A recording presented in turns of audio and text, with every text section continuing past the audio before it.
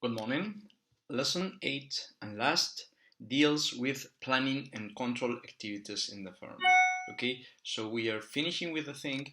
Okay, and we have to consider how companies create a strategic plan for the forthcoming years, and afterwards, in the end of the process, how they check if the results have fulfilled the expectations or not, and that's the meaning of controlling.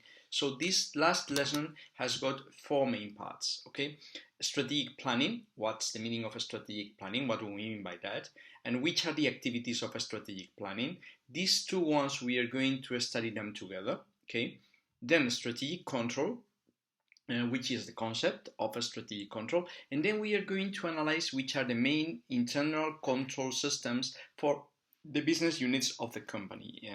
Imagine that the company has got different business units, and then, how does the firm control them, check if they are fulfilling their goals or not? So, about the strategic planning. What's planning? Well, Henry Mintzberg in 1994, in a book called The Rise and Fall of Strategic Planning, because he was, but maybe is not anymore, a believer in strategic planning, or at least he contemplates the pros and the cons. Okay, so he says that strategic planning, is a formalized system for codifying, elaborating, and operationalizing the strategies which company already have. Okay, so the thing is that, what's a strategic plan? Well, a company decides a strategy, chooses a strategy. Now, how do we put the strategy into practice? This is the plan. Okay, so we have to do this in the first year, that in the second year, and that in the third year. Okay, so first of all, what's a strategic plan? It's a formalized decision process. So you have to choose carefully which are the steps in order to choose, but especially in order to implement the strategy of the firm. Okay, so it's a process to design a path, okay, for choosing and putting into practice a strategic course. How do we do it? Okay, then it's about the strategies of the company, so it's clearly goal oriented. I mean, the goal of a strategic planning is fulfilling the goals of the strategy. And finally, it's about codifying, elaborating, and operationalizing. So a good strategic plan doesn't tell just, okay, do you remember become butterflies? No. How do we become butterflies? Well, first of all, you have to eat a lot. Then you have to, perform gymnastics. Then da. Okay, so which is the path? Which are the activities? Contemplating the moments. Which are the budgets in order to do so? The resources needed. Okay, that's a strategic plan. Okay, a strategic plan is a document which reflects the strategic analysis, the strategic choice, but especially the strategic implementation, the actions we need to carry out in order to put the strategy into practice, to make it real. So, strategic formulation is one thing, and strategic planning is another thing. Formulating is closer to just choosing a strategy, strategic choice. Meanwhile, strategic planning also has to consider how to put that strategy into practice. Yes, we have to choose the strategy, and we have got a process to choose the strategy, and this is inside the strategic plan. But we also have to consider how to put the strategy into practice, which are the different steps we are going to undertake in order to put the strategy into practice. Which are the pros and the cons of a strategic planning? Well, first of all, when we create a strategic plan, when we say which are the pros and the cons, what we are meaning is that not all the companies we know have got a strategic plan. I mean, I would say that the majority of companies, the small ones, don't have a strategic plan. They don't create such a reflection, such a document. Okay, what are we going to do in the forthcoming years, in the next years, and how are we going to do that, and so on. Normally they react. Do you remember there were two main kinds of strategies, deliberate and emergent? Deliberate, we create a strategy because we sit down and think which is the strategy we are going to follow, This is very typical of big firms. Small firms can also do it, but yeah. Okay. On the other hand, we have got emerging or emergent strategy, the strategy that appears. We have been doing many small actions, and along the years, if we look back, we see we have been following a strategic path, but we never created a strategic path. Okay, so the thing is that many companies don't create a strategic plan. Well, which are the pros and the cons? Well, the pros. It helps the company to develop an integrative vision of the firm. Whenever you are planning, whenever you are creating a strategic plan, you need to have a deep look at the organization inside, but also at the environment of the organization. And so you have got the most complete vision of the firm you may have. The strategic plan, as I told you, is also a framework for resource allocation. Okay, we are going to become butterflies. Yeah, how do we do it? This, that. Okay, how much money are we going to spend on that? Which people do we need? Okay, so it creates the framework for allocating the main resources of the company. Also, it drops long run on the table. I mean, no, it's not what are we going to do tomorrow, what are we going to eat tomorrow, what are we... No. It's, okay, where do we want to be in 3 years' time, in 5 years' time, which are the steps in order to get there, So it puts the long run on the table. It's not day to day, it's about long run.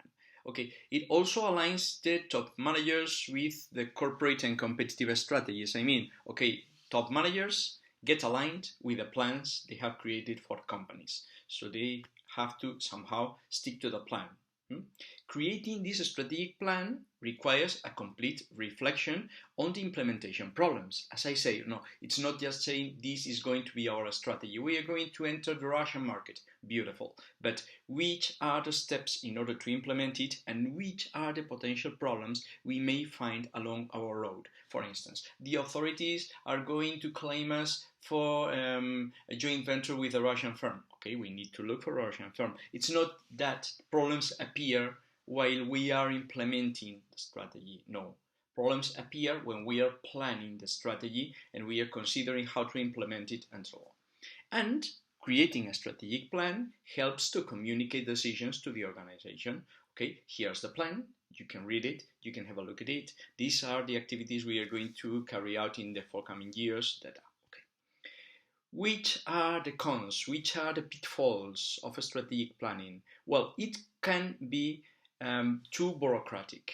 The meaning of this is that maybe some companies create a strategic plan not in order to choose the strategic path and to implement it and so on, but sometimes just to communicate. As we said, well, this is interesting, but also this can create a process along which many people have to send reports.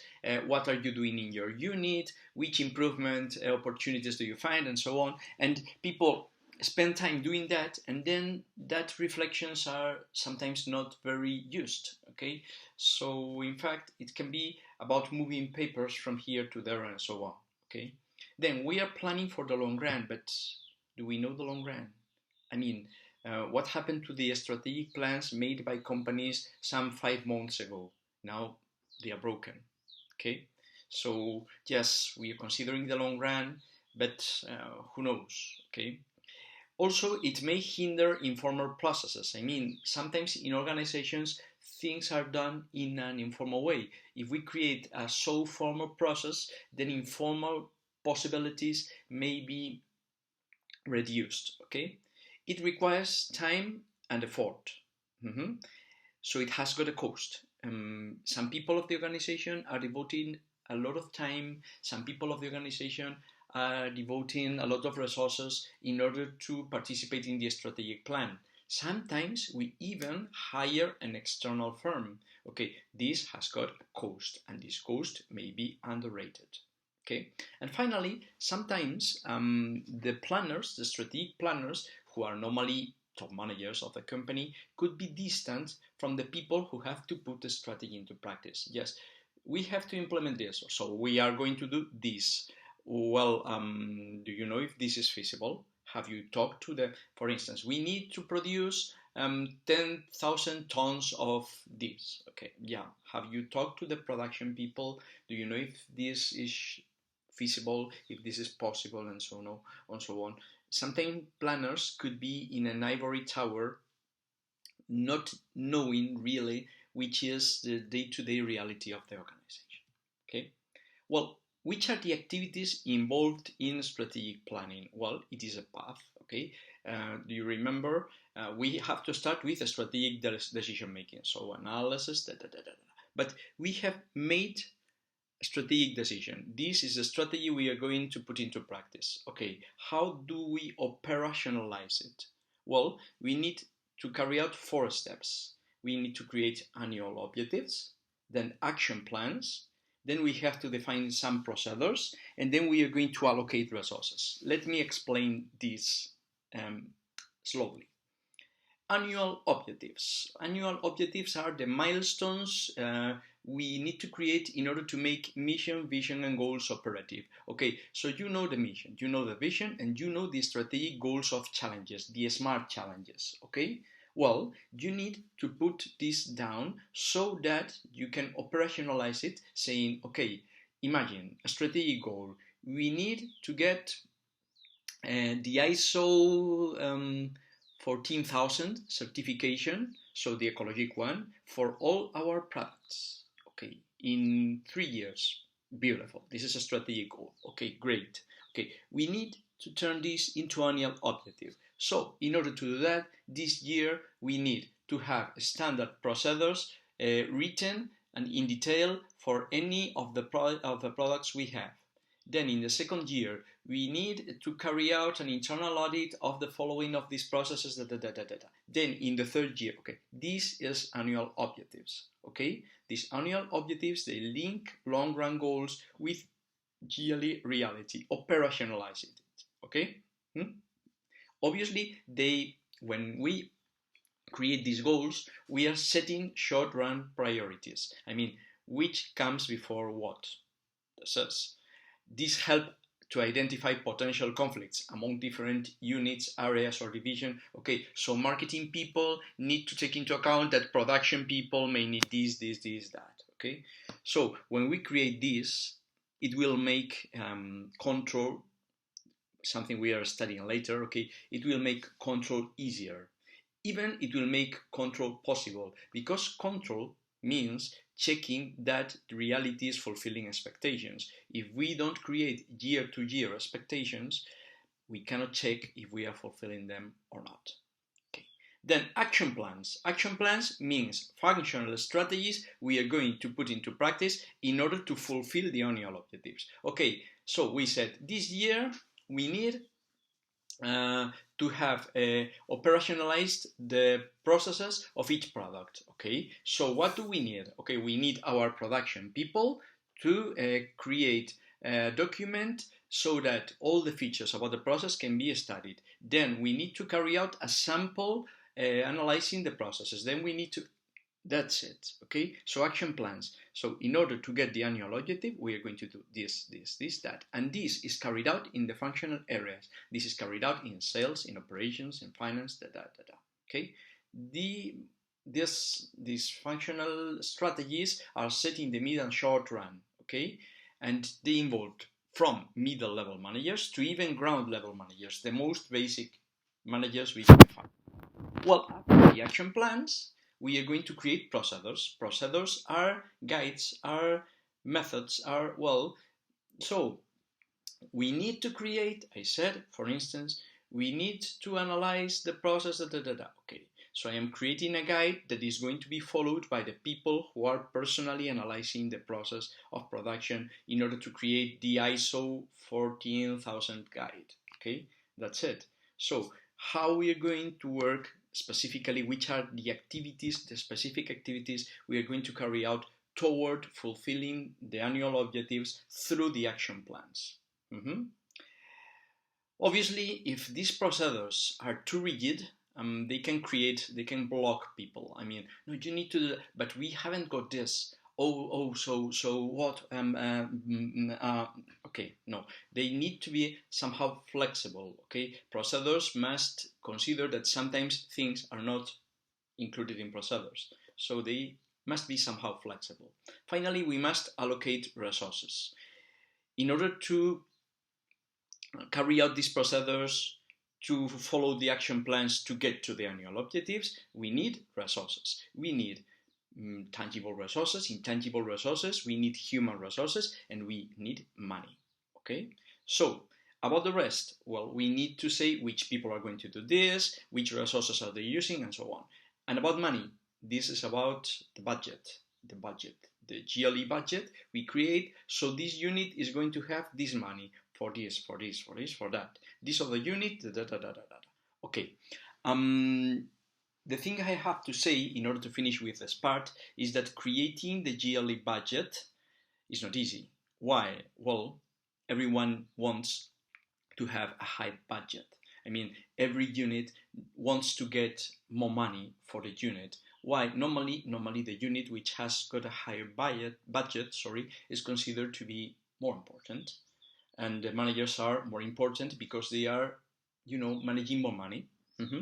So normally it's possible that there can be an internal fight for the budget of the company. So this is all we are going to study in Strategic Management 2 about strategic planning, but I think it's clear enough, okay? So now we will move to strategic control.